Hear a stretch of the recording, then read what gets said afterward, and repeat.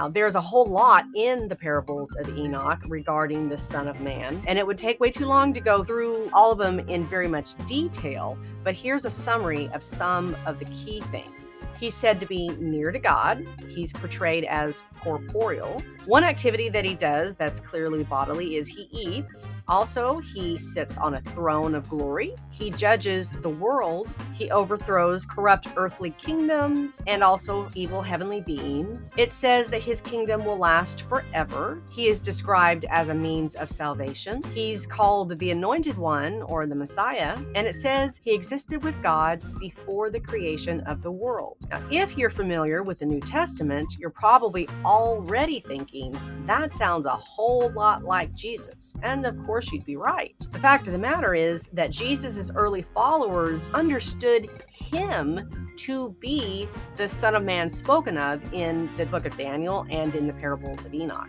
Daniel 7's description of the Son of Man is specifically applied to Jesus in many places throughout the New Testament. And the Parables of Enoch is also alluded to and built upon in early Christian writings, especially when they're recounting the teachings of Jesus. For example, think of Jesus' parables where the Son of Man sits on a throne of glory and judges, right?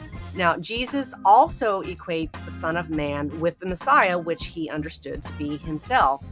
And an important collection of early Christian hymns called the Odes of Solomon specifically alludes to the Parables of Enoch in Ode 36.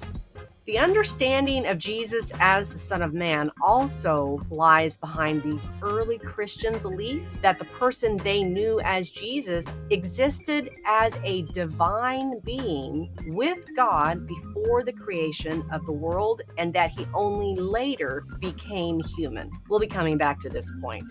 But my reason for bringing this up now is that it sets the context for some of the statements we'll be looking at next. In some of the passages in which early believers in Jesus most clearly expressed their understanding of his nature as a human, they also made reference to him before he became human. Being aware of their belief in Jesus's pre-existence is pretty important. It's really quite essential for being able to understand what we're about to read next. Plus, their identification of Jesus with the Son of Man informs us of what they understood him to be like before becoming human. That is, he was even then a corporeal being whose form was generally human-like, even before he became human.